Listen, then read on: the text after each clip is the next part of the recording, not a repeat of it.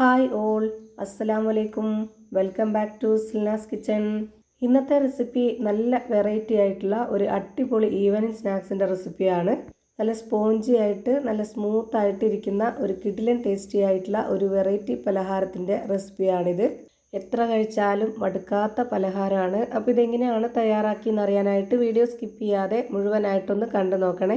റെസിപ്പിയിലോട്ട് കിടക്കുന്നതിന് മുമ്പായി Silna's kitchen channel ആദ്യമായിട്ട് കാണുന്നവരാണെങ്കിൽ പ്ലീസ് ഒന്ന് സബ്സ്ക്രൈബ് ചെയ്തേക്കണേ. ഒപ്പം തന്നെ ഈ വീഡിയോസ് നിങ്ങൾക്ക് ഇഷ്ടപ്പെടുകയാണെങ്കിൽ ഒരു ലൈക്ക് ചെയ്ത് ഷെയർ ചെയ്ത് ഹൈപ്പ് ചെയ്ത് സപ്പോർട്ട് ചെയ്യാനും മറക്കരുത്. ഇനി നമുക്ക് ഇതെങ്ങനെയാണ് തയ്യാറാക്കുന്നതെന്ന് നോക്കാം. ഇതിനായി ആദ്യം തന്നെ 250 ml കപ്പിൻ്റെ അളവിൽ 1.5 കപ്പ് പച്ചരി നേരത്തെ തന്നെ കുതിർത്ത് വെച്ചിരുന്നതാണ്. ഒരു 4-5 മണിക്കൂർ കുതിർത്ത് വെച്ചിരുന്നതാണ്. എത്രയും നന്നായിട്ട് കുതിർക്കുന്നോ അത്രയും നല്ല സോഫ്റ്റ് ആയിട്ടും നല്ല സ്മൂത്ത് ആയിട്ടും നമ്മുടെ ഈ പലഹാരം റെഡിയായി കിട്ടും.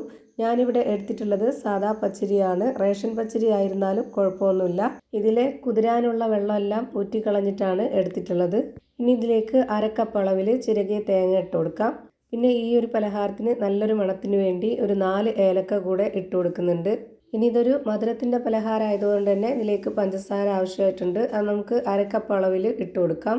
പഞ്ചസാര വേണ്ട എന്നുണ്ടെങ്കിൽ ശർക്കര പൊടിച്ച് ചേർത്ത് കൊടുക്കാം, കുഴപ്പമൊന്നുമില്ല. ഇനി ഈ ഒരു മധുരത്തിനെ ബാലൻസ് ചെയ്യാനായിട്ട് ഒരു നുള്ള് ഉപ്പ് ഇട്ട് കൊടുക്കുന്നുണ്ട്. ഈ പലഹാരം ഇനി നല്ല സോഫ്റ്റ് ആയിട്ടും സ്പോഞ്ച് ആയിട്ടൊക്കെ കിട്ടാൻ വേണ്ടിയിട്ട് ബേക്കിംഗ് പൗഡർ ഇട്ട് കൊടുക്കുന്നുണ്ട്. കൂടെ തന്നെ ഒരു നുള്ള് സോഡാപ്പൊടിയും കൂടെ ഇട്ട് കൊടുക്കാം. ഇതെല്ലാം ഇനി മിക്സിയുടെ ജാറിലിട്ടിട്ട് നന്നായിട്ടൊന്ന് അരച്ചെടുക്കണം. അതിനായി ഞാനിവിടെ മിക്സിയുടെ ജാറിലേക്ക് ഇത് മുഴുവനായിട്ടും മാറ്റുന്നുണ്ട്. ഇനി ഇതിലേക്ക് 2 മുട്ട കൂടെ ചേർത്ത് കൊടുക്കാനുണ്ട്. അത് നമുക്ക് ഇപ്പോൾ ചേർത്ത് കൊടുക്കേണ്ട ആവശ്യമില്ല.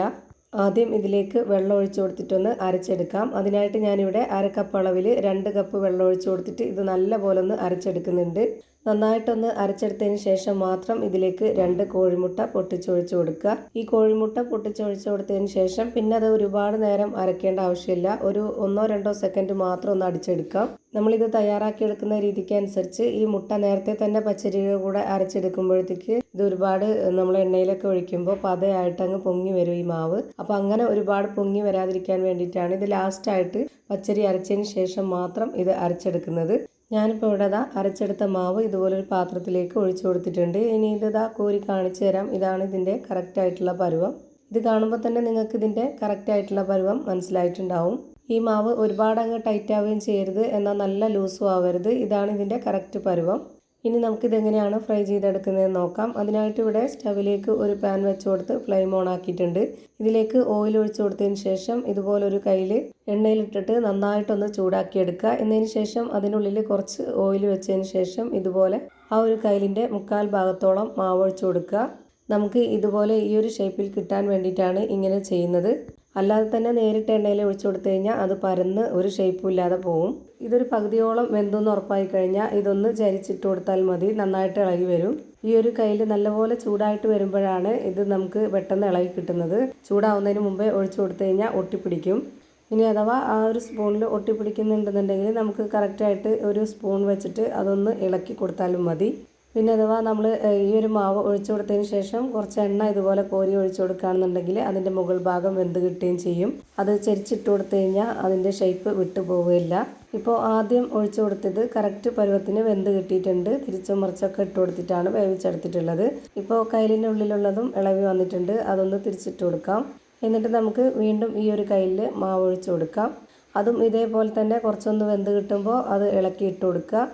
ഇതിനോടൊപ്പം തന്നെ ആദ്യം ഇട്ട് കൊടുക്കുന്നത് പെട്ടെന്ന് വെന്ത് കഴിഞ്ഞാൽ കോരി മാറ്റുക. അല്ലാന്നുണ്ടെങ്കിൽ അതിൽ തന്നെ ഇട്ട് വെച്ചിരുന്നാൽ കരിഞ്ഞു പോകും. പച്ചരി ഒന്ന് കുതിരാൻ വെക്കുന്ന ടൈമേ എടുക്കുന്നുള്ളൂ. ബാക്കിയെല്ലാം പെട്ടെന്ന് തന്നെ നമുക്ക് റെഡിയാക്കി എടുക്കാം.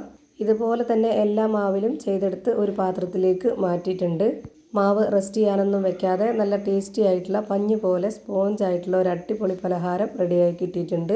ഇതിനകം എങ്ങനെയാണ് ഇരിക്കുന്നതെന്ന് അറിയാനായിട്ട് ഇതൊന്ന് കട്ട് ചെയ്ത് കാണിച്ചു തരാം. അതുപോലെ തന്നെ ഇത് കാണുമ്പോൾ തന്നെ നിങ്ങൾക്ക് മനസ്സിലാവുന്നുണ്ടാവും എത്രത്തോളം സോഫ്റ്റ് ആയിട്ടാണ് ഇരിക്കുന്നതെന്നുള്ളത്. അപ്പോൾ ഇത്രയേ ഉള്ളൂ ഇന്നത്തെ വീഡിയോ ഇഷ്ടമായാൽ ലൈക്ക് ചെയ്യാനും കമൻറ്റ് ചെയ്യാനും ഷെയർ ചെയ്യാനും മറക്കരുത്. അതുപോലെ തന്നെ ഞാനിടുന്ന പുതിയ വീഡിയോസ് നോട്ടിഫിക്കേഷനായിട്ട് കിട്ടുന്നതിന് വേണ്ടി സബ്സ്ക്രൈബ് ചെയ്ത് ബെല്ലൈക്കൺ അമർത്തി അതിൽ ഓൾ എന്ന ഓപ്ഷൻ എനേബിൾ ചെയ്ത് കൊടുക്കാനും മറക്കരുത്. പുതിയൊരു വീഡിയോയുമായി വീണ്ടും വരും. Thank you for watching.